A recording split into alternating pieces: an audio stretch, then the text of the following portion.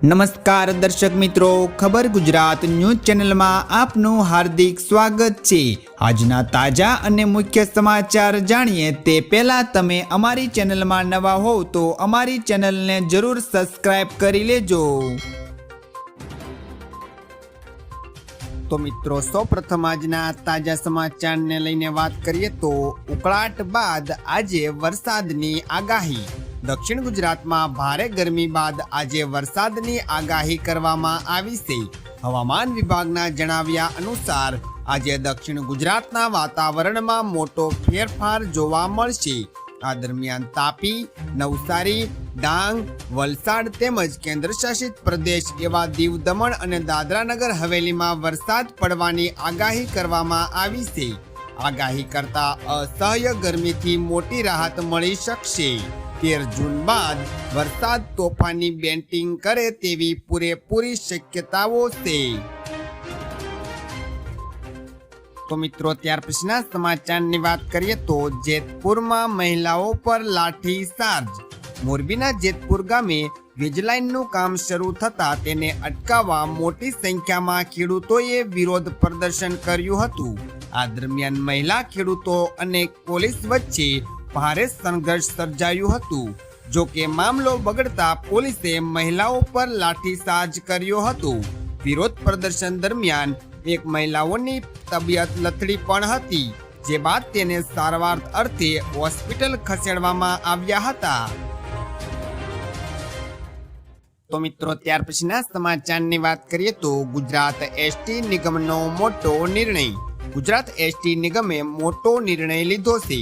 હવે ચાલુ બસે ડ્રાઈવરો માટે મોબાઈલનો ઉપયોગ સંપૂર્ણપણે પ્રતિબંધિત કરવામાં આવ્યો છે।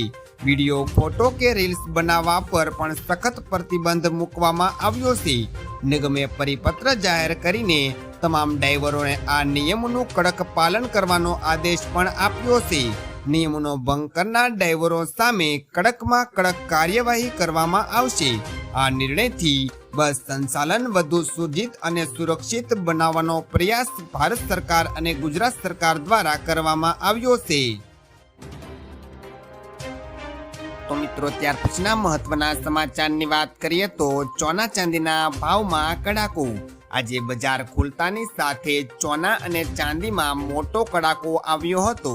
સોનું સીધું 1.50 લાખની સપાટીની નીચે સરકી ગયું હતું। ખાસ કે સોનામાં 2500 થી વધુનો ઘટાડો થતા સોનું 1,49,888 ને લેવલે ટચ કર્યું હતું। જ્યારે ચાંદીની વાત કરીએ તો ચાંદી સીધી 2,34,000ના ભાવે ખુલી હતી। ઓપનિંગમાં ચાંદીના ભાવની અંદર 4,528 નો ઘટાડો જોવા મળ્યો હતો। હાલમાં બંને ધાતુમાં થોડો સુધારો જોવા મળ્યો છે। તો મિત્રો, ત્યાર પછીના મહત્વના સમાચારની વાત કરીએ તો પેટ્રોલ ડીઝલને લઈને મોટો નિર્ણય। ભારત સરકાર જનતાને સસ્તું ડીઝલ આપવાની તૈયારીમાં છે। નીતિન ગડકરીએ કહ્યું કે હવે ભારતમાં સસ્તા પેટ્રોલની જેમ સસ્તા ડીઝલનું ઉત્પાદન થશે। વધુમાં તેમણે કહ્યું કે પેટ્રોલ બનાવવા માટે ઇથેનોલનો ઉપયોગ કરવામાં આવે છે, તેમ હવે ડીઝલ બનાવવા માટે આઇસોબ્યુટેનોલનો ઉપયોગ કરવામાં આવશે। જણાવી દઈએ કે ડીઝલમાં 15% આઇસોબ્યુટેનોલનું મિશ્રણ કરવામાં આવશે, જેથી ભાવમાં ઘટાડો આવી શકે છે। તો મિત્રો, આ હતા આજના સૌથી અગત્યના મુખ્ય સમાચાર। આવા અગત્યના અને મુખ્ય સમાચાર જાણવા માટે તમે અમારી ચેનલમાં બન્યા રહો। આભાર।